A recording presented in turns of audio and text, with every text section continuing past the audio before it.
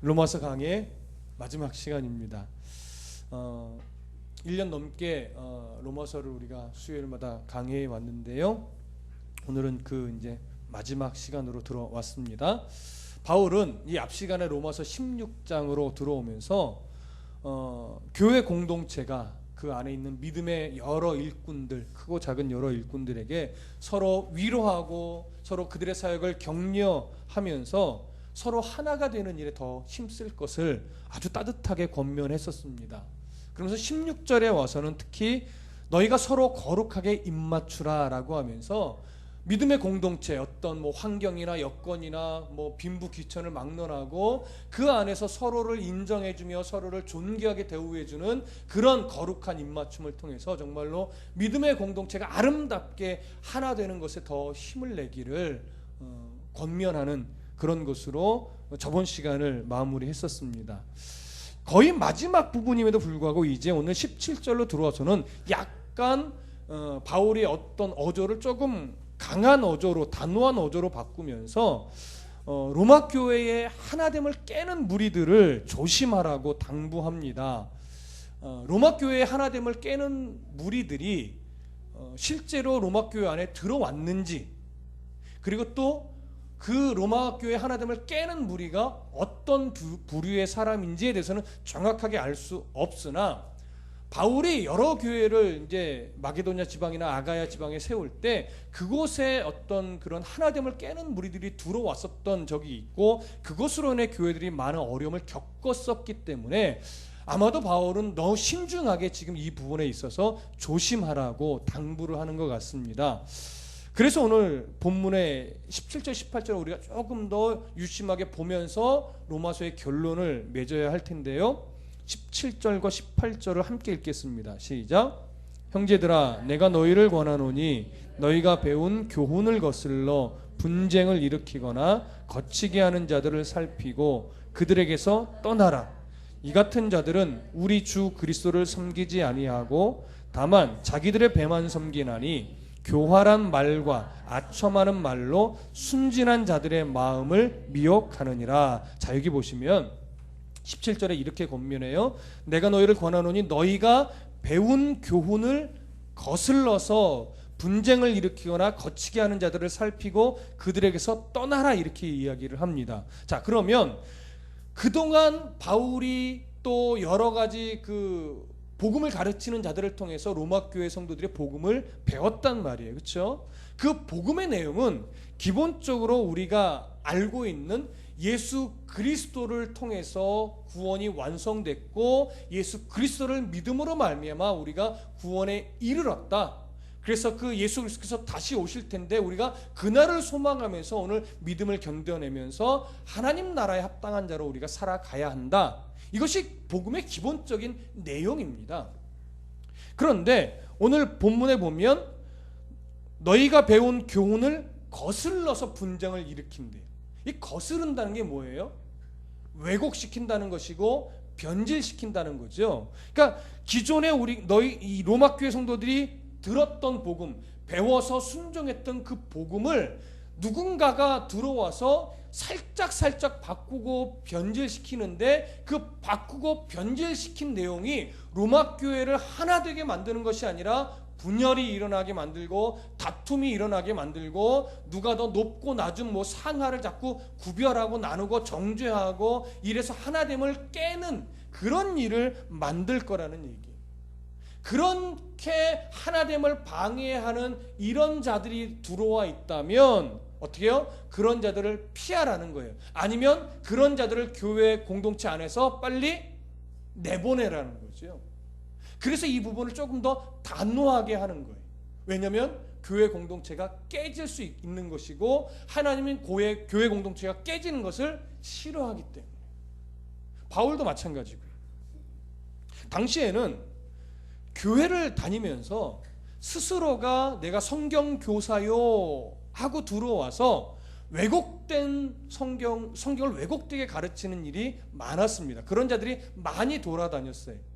바울이 세웠던 교회에는 유대주의적 거짓 교사들도 돌아다녔었고 영지주의적인 거짓 교사들도 돌아다녔었습니다.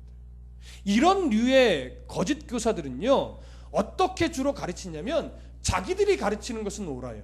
그리고 기존의 교회나 기존의 어떤 목회자나 기존의 신앙생활은 틀렸다라고 자꾸 가르치는 거예요. 그러면서 뭔가를 어떻게 해요? 다툼이 일어나게 만들고 파당을 짓게 만들고 누가 더 잘났네 못났네 이런 식의 가르침을 자꾸 가르치게 되는 것이죠. 이들이 가르치는 내용의 주된 특징 중에 하나는 뭐냐면요, 예수 그리스도의 생애, 그의 십자가의 죽음, 그리고 부활, 때로는 승천, 그리고 재림, 이러한 내용들의 중요성을 약화시켜요. 그 가치를 자꾸 약하게 만들고 희석시킨단 말이에요. 그러면서 예수 그리스도의 가치를 자꾸 약화시키니까 그러므로 인해 점점 뭐가 생겨날까요? 구원에 이르는 다른 길을 제시할 수밖에 없는 거예요. 예수 그리스도만으로는 충분하지 않다 이렇게 가르치니까 어떻게 해요? 예수 그리스도 외에 다른 구원에 이르는 충분한 것이 이것이 있다라고 하면서 그것을 뭐와 연결시켜요? 자기들이 가르치는 다른 내용과 결부시켜서 이것이 구원에 이르는 더 좋은 거다 이렇게 가르치는 거죠. 절대적으로 잘못된 거예요. 우리가 성경 안에서 배우는 것은 뭐예요? 구원에 이르는 가장 좋은 길이 아니라 유일한 길 대신 예수 그리스도가 복음이에요. 복음에는 구원에 이르는 그 어떤 다른 길이 있지 않습니다. 그래서 종교다원주의가 틀린 거잖아요. 종교다원주의는 구원에 이르는 길이 꼭 교회에서 말하는 내용과 다른 길도 있다라고 가르치는 게 종교다원주의 아니죠. 성경은 구원에 이르는 유일한 길 예수 그리스도의 십자가 은혜만을 강조합니다. 그래서 교회의 기본 교리는 배타적일 수밖에 없어요. 근데 이것을 자꾸 왜곡시키는 것들, 이것이 바로 거짓 교사여 교회를 분열시키는 자들인 것입니다. 실제로 당시에는요, 예수님이 하나님이실 수 없다 이렇게 가르치는 자도 있었고요, 예수님이 실제로 십자가에서 죽으신 것이 아니라 기절했다가 한참 있다가 깨어난 거다 이렇게 가르치는 자도 있었고요, 실제로 예수님은 사람이 아니라 영이신데 사람처럼 사람의 눈에 보였을 뿐이다 이렇게 가르치기도 했었어요. 이런 교리, 이런 가르침들은 결국 뭐예요? 예수 그리스도의 완전한 대속의 죽음, 제물이 되어 죽으신 그 죽음의 가치를 약화시킬 수밖에 없는 거예요. 구원의 길을 왜곡시키죠. 이런 가치들, 이런 사상에 조심해야 됩니다, 여러분. 여러분, 어떤 설교가 좋은 설교이고 어떤 설교가 나쁜 설교일까요? 성경 해석을 잘해서 유창한 설교가 좋은 설교일까요? 아니면 도대체 성경을 막 너무나 어렵게 설교를 해서 무슨 말인지 못 알아듣는 설교는 나쁜 설교일까요? 아니요. 오늘 성경은 그런 기준으로 말하지 않습니다. 여러분 잘 들어보세요. 어떤 설교가 나쁜 설교냐? 설교를 딱 듣고 나서 뭐가 남느냐를 보는 거예요.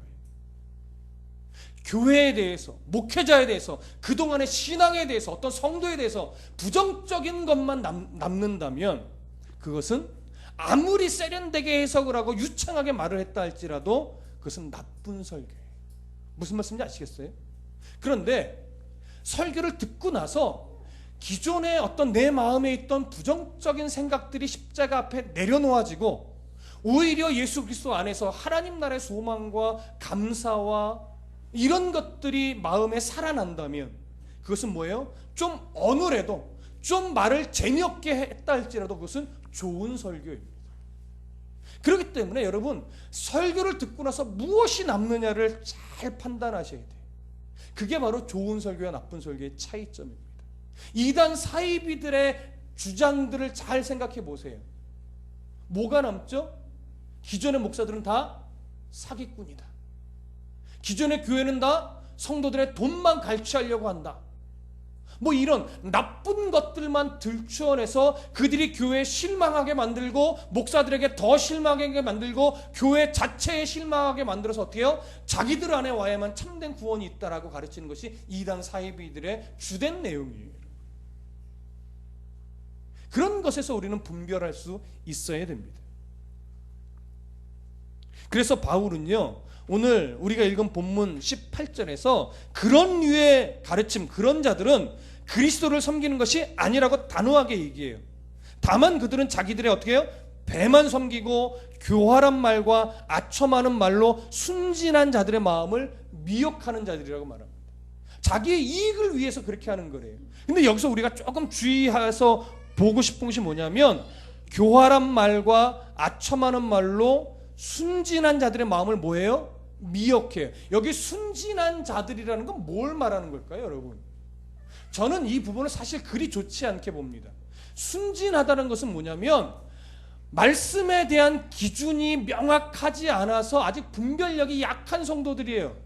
그들에게 교활한 말과 아첨한 말, 그럴듯한 말로 현혹하니까 이들이 미혹에 빠진다라고 하는 얘기죠. 그러면 이들이 미혹하는 내용은 뭘까요? 본질적인 걸까요? 비본질적인 걸까요? 비본질적인 거죠, 대부분. 비본질적인 걸 가지고 자꾸 걸고 넘어지고 이야기하니까 정말 그런가 하고 혹 빠지는 거예요. 근데 본질적인 것이 무엇인지를 정확하게 알면 비본질적인 것에 그리 끌려가지 않거든요. 근데 비본질적인 걸 가지고 본질적인 것을 자꾸 희석시킴에도 불구하고 여기 본문에 기록된 순진한 자들은 미혹당하는 거예요. 그래서 여러분, 오늘 본문에 기록된 것을 근거해서 여러분들 순진한 자들이 되시면 안 돼요. 뱀처럼 뭐한 자가 돼야 돼요? 지혜로운 자가 돼요. 기독교가 성경이 말하는 그 본질이 뭐냐를 잘 듣고 깨달아 알고 있는 자들이 돼야 돼요. 그냥 내 귀에 좋은 말만 선택해서 들어가지고 본질이 뭔지에 대한 관심이 없고 비본질적인 것만 남고 내 귀에 좋은 것만 남으면 이런 분별력을 가질 수 없습니다. 내 마음을 찌르는 말이라 할지라도, 내 어떤 상황과 형편에 감정이 좀 상하는 말이라 할지라도, 이것이 본질 안에 있어서 내 영혼을 살리는 말이라면 귀담아 마음으로 듣고 내 신비에 뭐예요? 새겨 넣는 그런 작업이 필요해요. 그럴 때 성도가 흔들리지 않고 잘못된, 미혹된, 그럴듯한 미혹의 말에 속아 넘어가지 않을 수 있는 거예요. 그게 바로 뱀처럼 지혜로운 겁니다. 자, 그러면 그런 것들에 대한 단호한 주의하라는 권면을 바울이 하면서 이제 19절에서 이렇게 말해요. 함께 읽어봅니다. 시작. 너희의 순종함이 모든 사람에게 들리는지라. 그러므로 내가 너희로 말미암아 기뻐하노니 너희가 선한데 지혜롭고 악한데 미련하기를 원하노라. 자, 여기 보시면 너희의 순종함이 모든 사람에게 들렸었다라고 얘기해요. 여기 너희의 순종함이라는 건 뭘까요?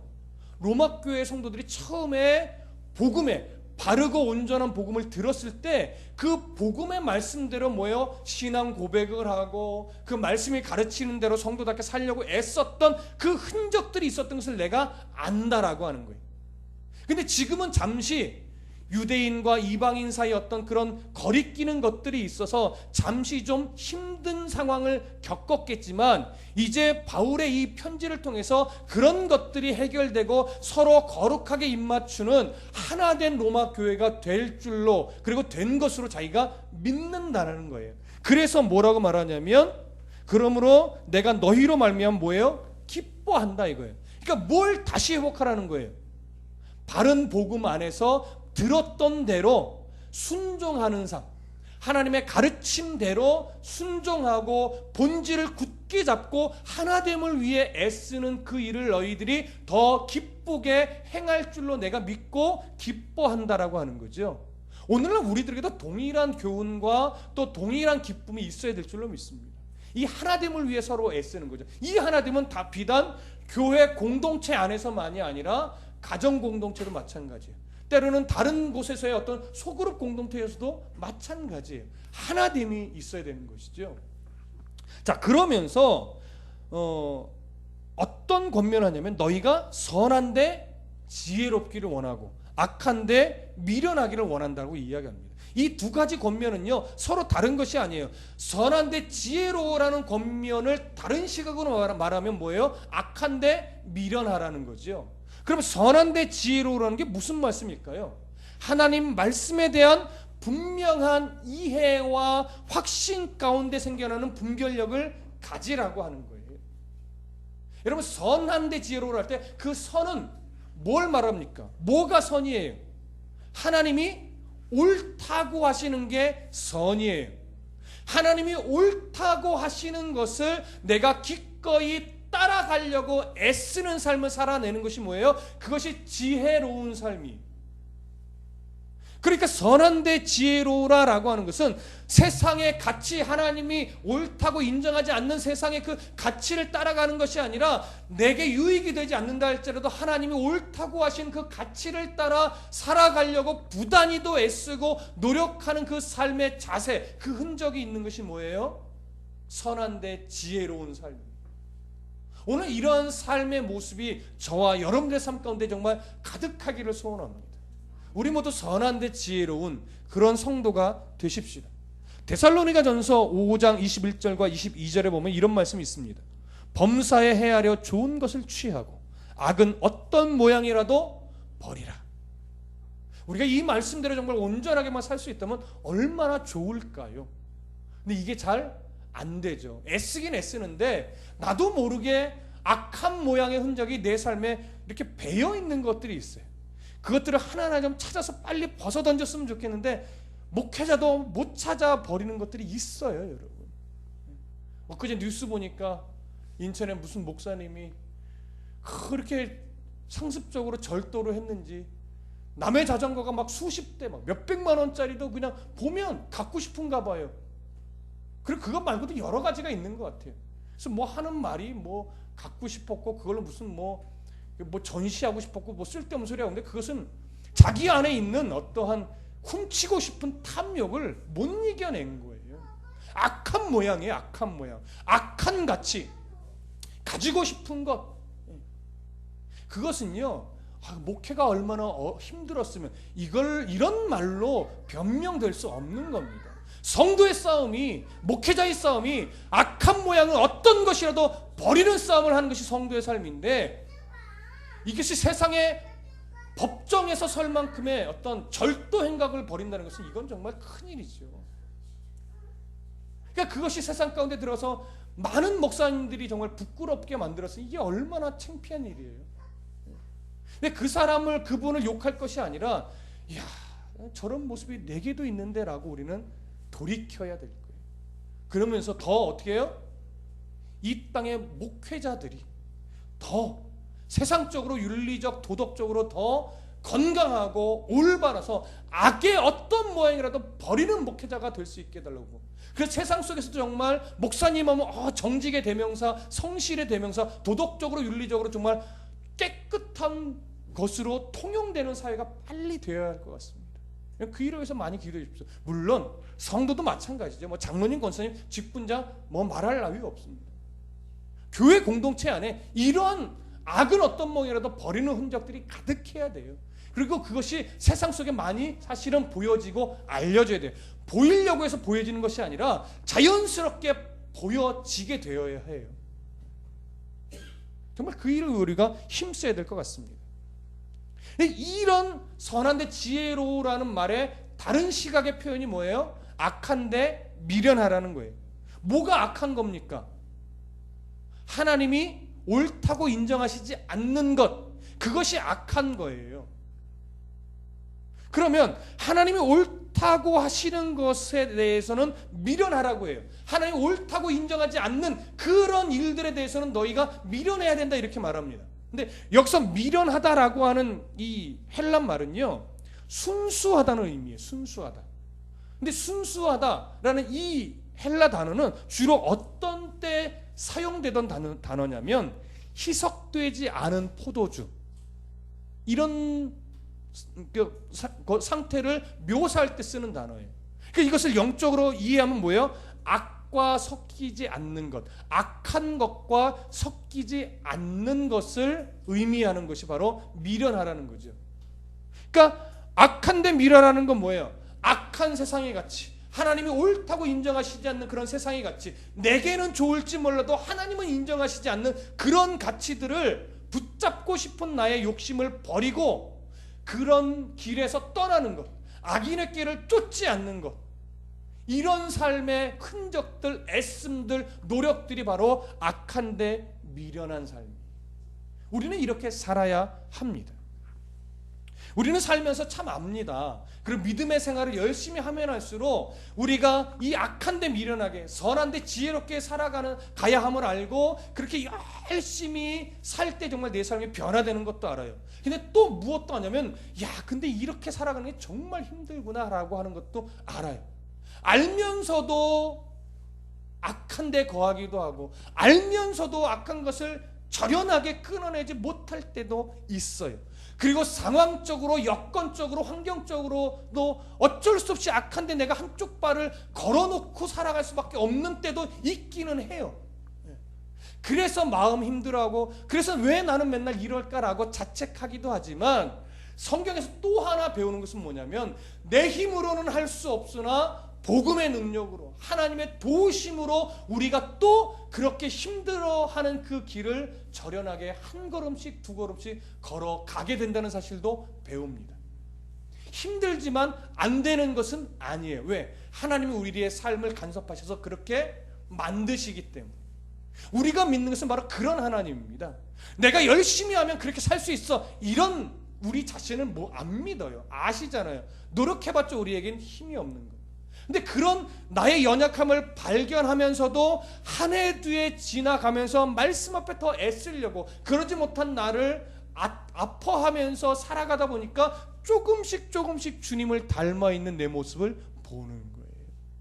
그래서 세월이 이렇게 흘러가서 어느 순간 애씀의 삶을 살다가 뒤돌아보니까 내가 좀 자랐네, 내가 조금 성장했네, 이런 나를 보고 스스로 대견해야 하는 거예요. 그런 상황이 되면 하나님도 우리의 모습을 보고 미소 지으시죠. 완전할 수는 없습니다. 그래서 하나님은 뭐예요? 중심을 보신다고 하는 거예요. 그래서 얼마나 우리가 그 애씀, 선한데 지혜로우려고, 악한데 미련하려고 얼마나 안타까움을 갖고 또 애씀을 가지고 있는가, 하나님 그 중심을 보시는 거죠. 우리의 삶이 이렇게 간섭되어지고 만져지고 다듬어져서 정말 선한데 지혜로운, 악한데 미련한 그러한 삶이 되시기를 간절히 부탁드립니다. 20절 함께 읽어보겠습니다. 20절 시작. 평강의 하나님께서 속히 사단을 너희 발 아래서 상하게 하시리라. 우리 주 예수의 은혜가 너희에게 있을지어다. 바울이 19절에서 이렇게 선한데 지혜롭고 악한데 미련하기를 원한다라고 심지어 말할 수 있는 근거가 여기서 나타나는 거예요. 평강의 하나님께서 어떻게 해요? 속히 사단을 너희 발 아래 상하게 하신대. 악한 사단이 분명히 우리를 괴롭힙니다. 그럴듯한 어떤 말로, 그럴듯한 세상의 가치로 우리를 자꾸 미혹해요. 그래서 우리는 자주 빠지기도 하고 넘어지기도 하고, 넘어졌다 일어나기도 하고, 이런 삶의 흔적들이 반복될 텐데요. 그래서 이건 내가 사단의 이런 미혹들을 이겨낼 수나 있을까? 우리가 때로는 겁먹기도 하는데, 사단이 승리할 것 같지만 결국은 승리한다 못한다? 못한다. 이걸 가르치는 거예요. 결국은 승리하지 못해요. 우리의 어떠함 때문이 아니라 하나님의 신실하심 때문에 사단은 결국 승리하지 못해요.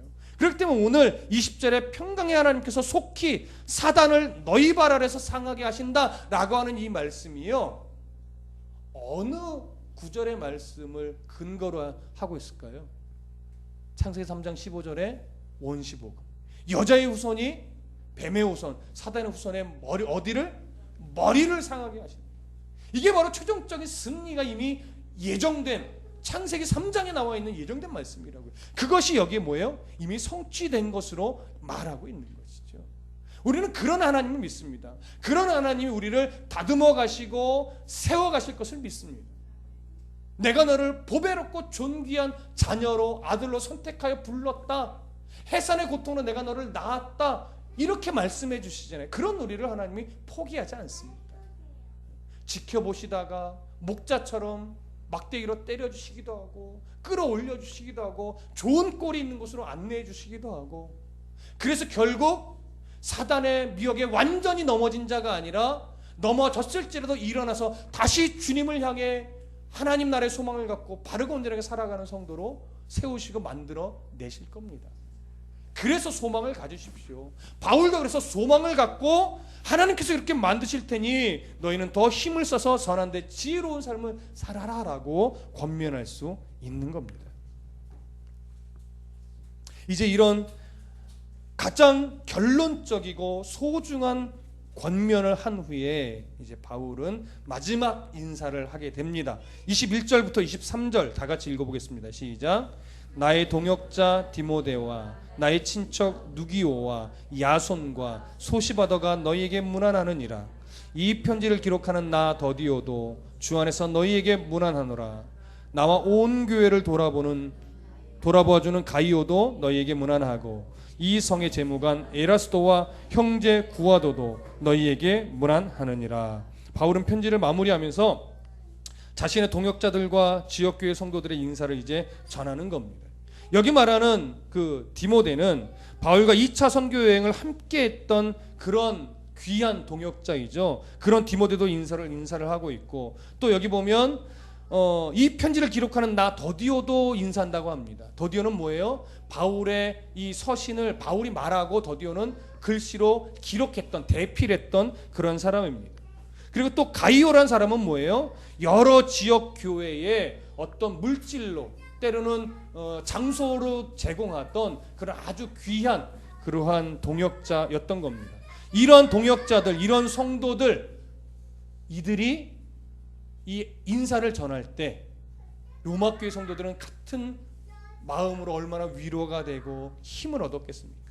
저들도 우리에게 이렇게 안부를 전하는데 우리가 더 힘을 내서 지혜로운, 선한데 지혜로운 성도의 삶을 살아야 되겠다, 더 각오했을 것으로 보여집니다.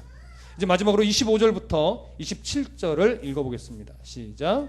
나의 복음과 예수 그리스도를 전파함은 영세전부터 감추었다가 이제 나타내신 바 되었으며 영원하신 하나님의 명을 따라 선지자들의 글로 말미암아 모든 민족이 믿어 순종하게 하시려고 알게 하신 바 그 신비의 계시를 따라 된 것이니 이 복음으로 너희를 능히 견고하게 하실 지혜로우신 하나님께 예수 그리스도로 말미암아 영광이 세세 무궁하도록 있을지어다. 아멘. 자, 여기 보시면 나의 복음과 예수 그리스도를 전파함은 영세전부터 감추었다라고 말합니다. 여기 나의 복음과 예수 그리스도를 전파한다는 것이 바로 복음의 내용이죠. 이 복음의 내용이 영세전부터 감추었다는 것은 뭐냐면 구약 시대부터, 구약 예수님이 초림하시기 그 전까지는 이 복음의 내용, 결국 뭐예요? 예수 그리스도의 십자가의 죽음과 부활이죠. 이것이 계시로만,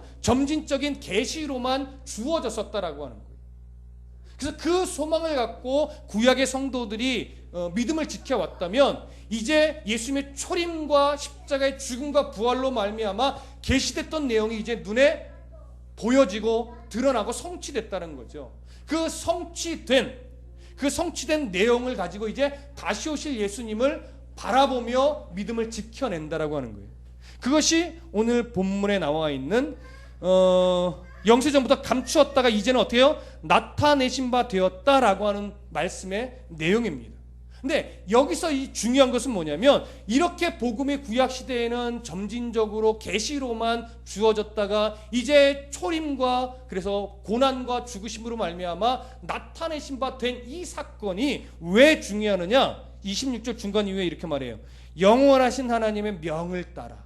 이거 하나님이 작정하심이죠. 창조 때부터 작정하신 그 작정하심을 따라 선지자들의 글로 말미암아 모든 민족이 믿어 순종하게 하시려고. 여러분, 모든 민족에 유대인뿐만 아니라 모든 이방인도 포함될까요, 안 될까요? 포함이 됩니다. 근데 이 포함이 되는 유대인과 모든 이방인들이 믿어 순종하게 하려는 이 작정하심이 예수님의 초림 이후 바울이 이방의 교회를 세우는 그때부터 시작이 된 건가요? 아니죠. 이미 예수님이 창세기에서 원시복음을 주는 그때부터, 아니 창조할 당시에 처음부터 하나님께서는 유대인뿐만 아니라 모든 이방인들이 믿어 구원의 백성이 되게 하고자 하는 계획과 작정하심이 이미 있었다라고 하는 거예요. 그래서 어떻게 해요?